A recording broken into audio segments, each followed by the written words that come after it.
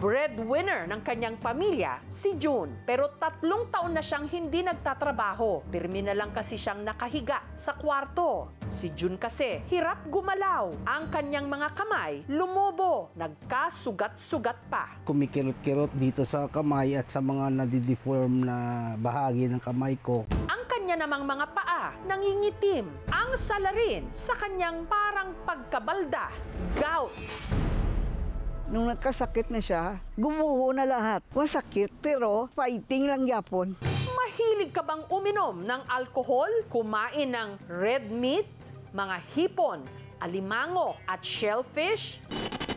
Panoorin mo ito at baka hindi mo namamalayan, kandidato ka na palang magka-gout.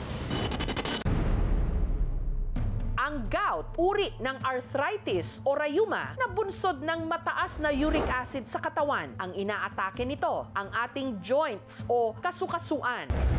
Dito sa Bacolod City nakatira si June na dahil sa kanyang gout, hirap ngayong gumalaw. Masakit talaga pag umatake yun dito sa tuhod. Kasi hindi ko magalaw.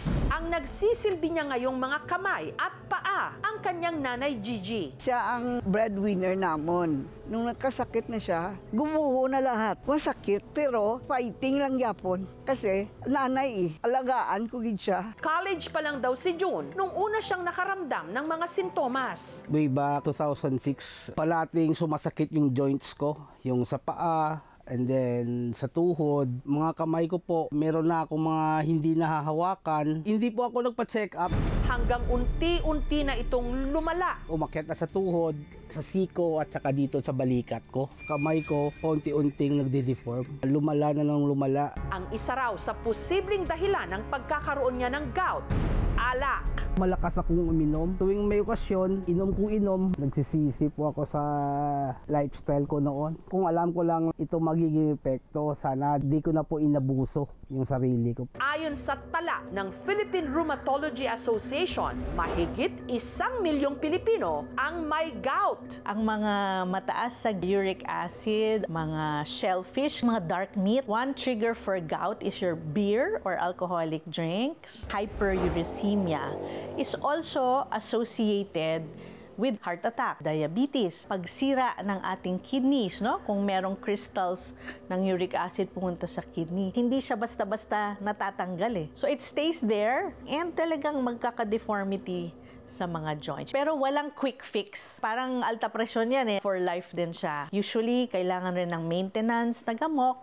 Pero ang mabuting balita, kamakailan lang, ang mga Pinoy scientist mula sa University of the Philippines, Manila, may nadiskubring halaman na kaya raw pababain ang uric acid ng ating katawan. Tumutubo lang ito kung saan-saan. Diyan lang sa tabi-tabi. Ang dahon nito, korting puso, maliit at makintab. Ang sanga nito, may mga kumpul na maliliit na buto. Ito ang ligaw na halaman o damo na kung tawagin, pansit-pansitan. Ang scientific name niya ay Peperomia pellucida. Nag-grow rin ito sa wild. Sa isang community, ginagamit nga daw nila ito para sa mga arthritis, mga sakit sa kasukasuan. Kaya naisip na baka meron nga itong either properties para sa pain o kaya sa gout. Si Jovan, maga ang kanang paa dahil sa gout. Pag lumobo siya, buo to, kandito, buong ito, namamaga at namamanas. Talagang baldado po ako, nasa bahay lang po ako at di makalakad.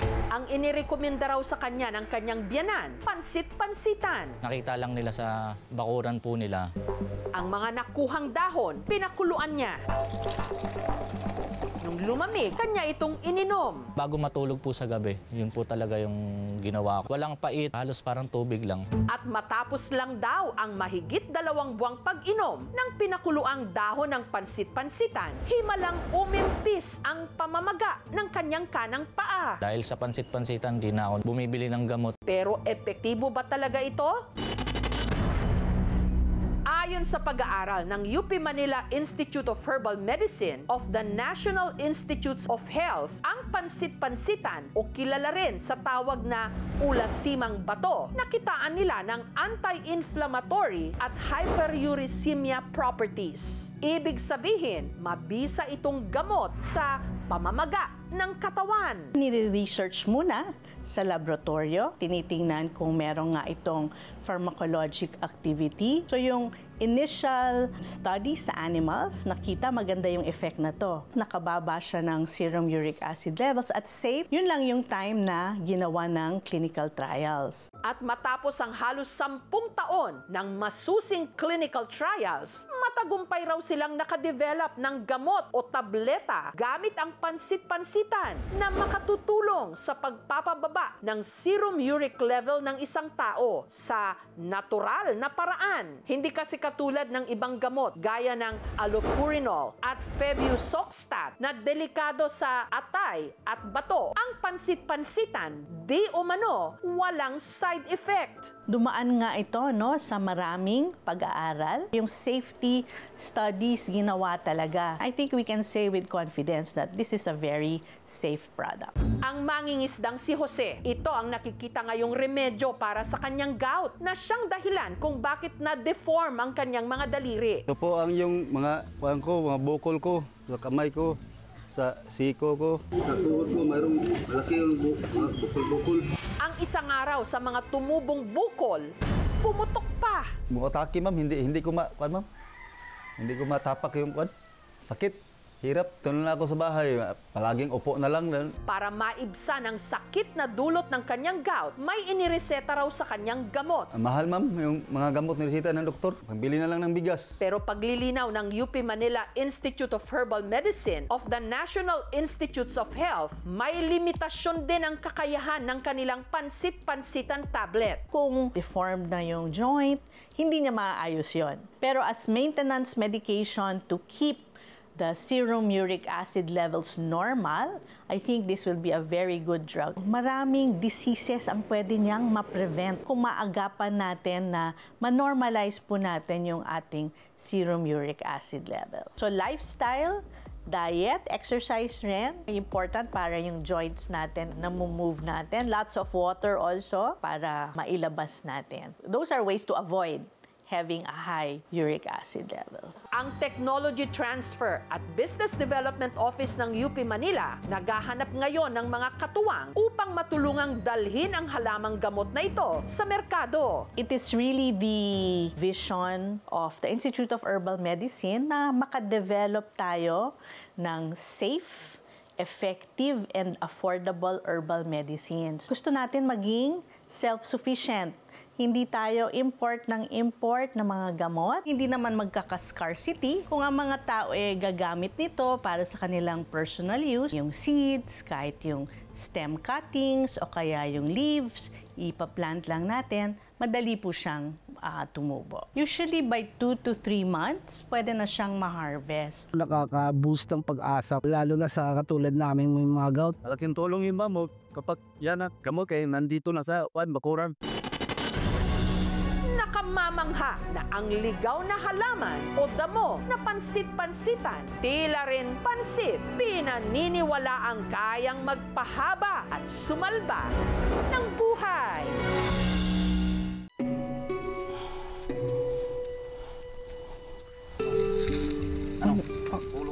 Tila napaaga ang penitensya ng magsasakang si Roberto. Punta kami ngayon ng eye center kasi schedule niya ngayon yung check-up. Habang binabagtas kasi niya ang malubak at maputik na daan sa kanilang bukid,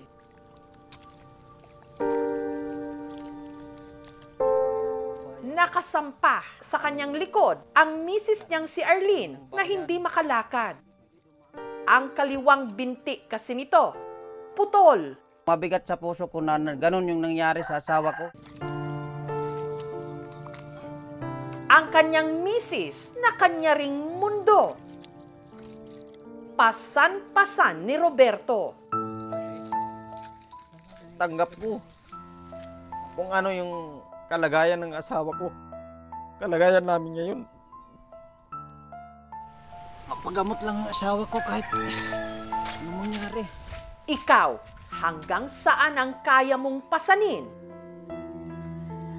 Sa ngalan ng pagmamahal. Okay. Ay.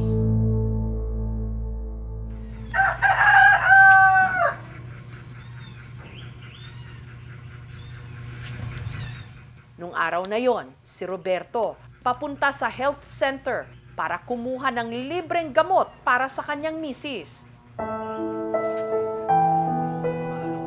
Pero dahil kapapanganak lang ng kanilang bunsong si Ruby Jane at walang ibang mag-aasikaso kay Arlene, isasama na muna siya ni Roberto. Isinuot ni Roberto sa kanyang misis ang luma na nitong artificial leg. Kasi yung ano niya pa, hindi nakakaramdam. Pag ito yung ginamit niya, nahuhulog. Yung medyas niya, inano to na support na baka masugat. Para hindi siya mahirapan sa pagpasan sa kanyang misis na 57 kilos o mahigit 1 sako ng bigas ang timbang. Tayo ka.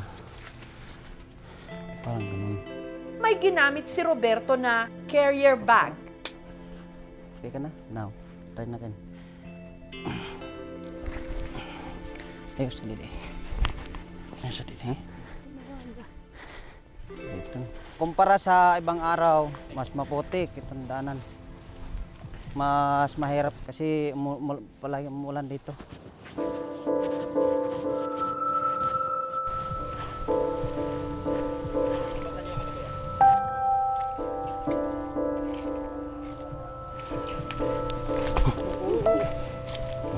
Maraming beses na kami na natumba.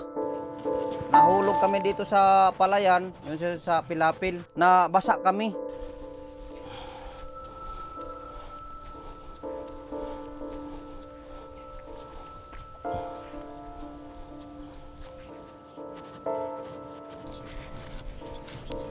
Dahil may kabigatan ng kanyang misis, paminsan-minsang humihinto si Roberto para maghabol ng hininga.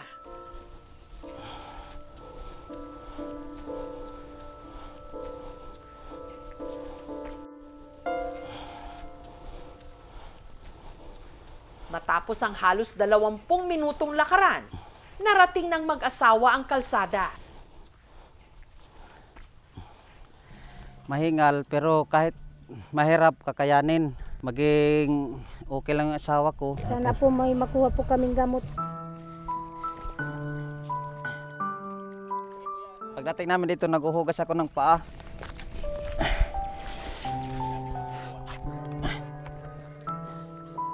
Kaya mo? Kaya mo?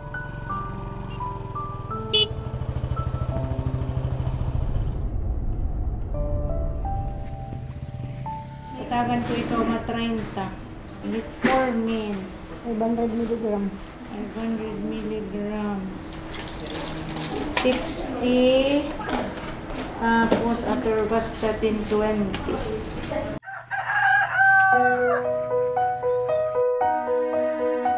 Gising ko ng umaga, nagluluto na ako ng pagkain para sa kanya. Nag-ano na rin ako na asikaso para tubig para siya maligo.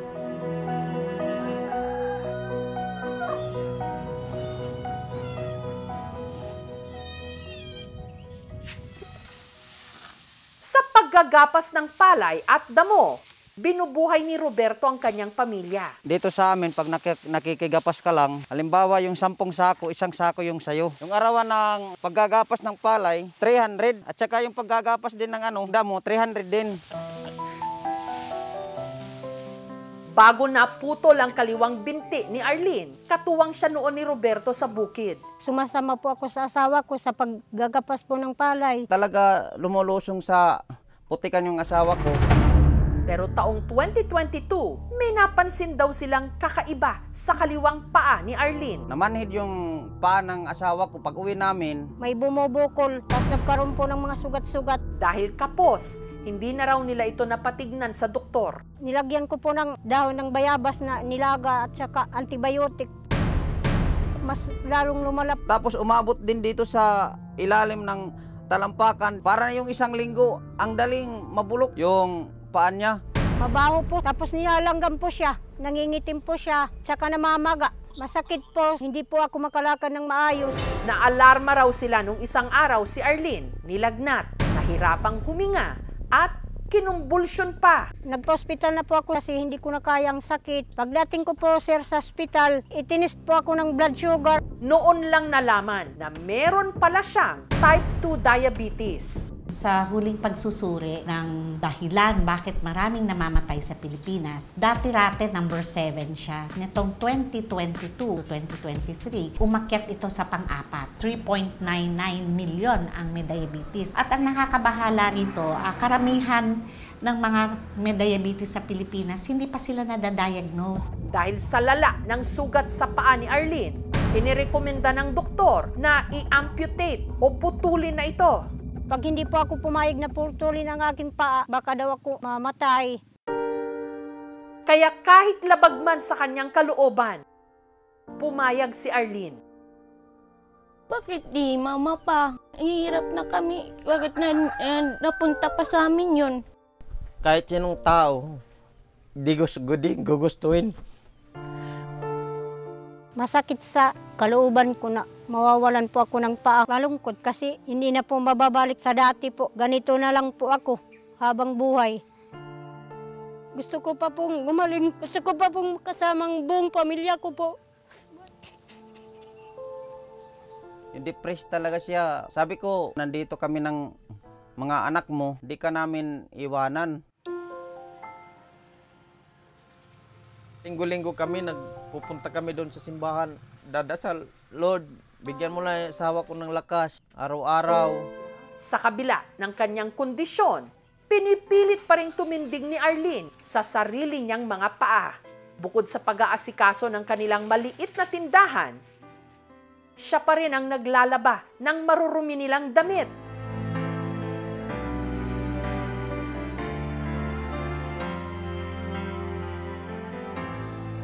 Nag-aalaga sa anak ni Ruby Jane sa tuwing meron itong klase. Exercise ko na rin. Dahil maghapong suot ni Arlene ang kanyang artificial leg, malimit daw sumakit ang kanyang binti at hita.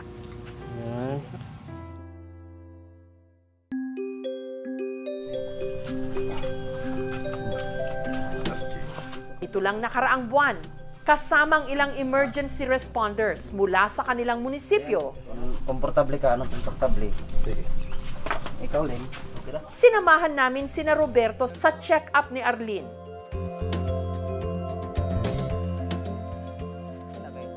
Katulad dito.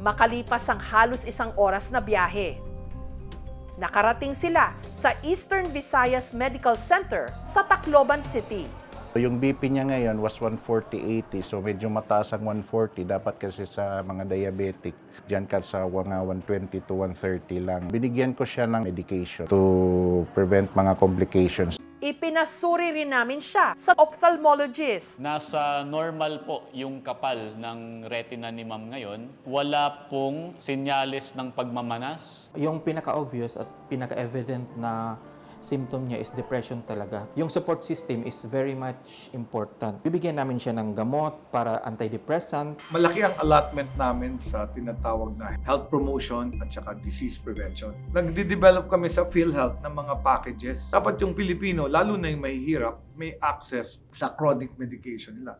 Samantala, para mapalitan na ang luma niyang artificial leg, may nagmagandang loob na regaluhan siya nito. Ang gagawin natin is casting. Gagawa tayo ng molde ng paa niya. Tapos gagamitan natin ng plaster of Paris or yung tinatawag namin na semento. Nabalitaan kasi namin na hindi na fit sa kanya yung prosthesis. So papalitan natin siya ng bago. Masaya naman ako na makakatulong to sa kanya. Salamat po. Happy. Sobra. Makalipas ang 1 buwan, bumalik sina Arlene sa klinik para isuot ang bago niyang prosthetic leg.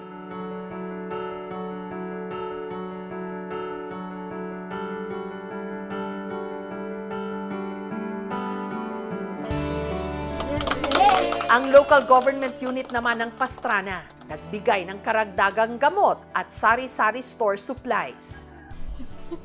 Masaya.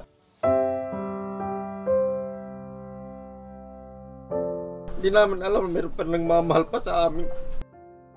Mga tao palang magandang loob. Tugad lang dito sa amin, yung barangay at saka sa LGU. Ang dakilang pagmamahal, nasusukat at nasusubukan.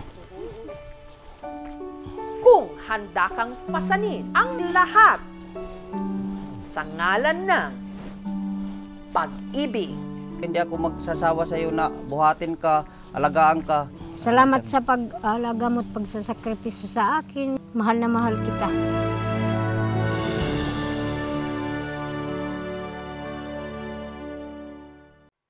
Thank you for watching, mga kapuso. Kung nagustuhan niyo po ang videong ito, subscribe na sa GMA Public Affairs YouTube channel.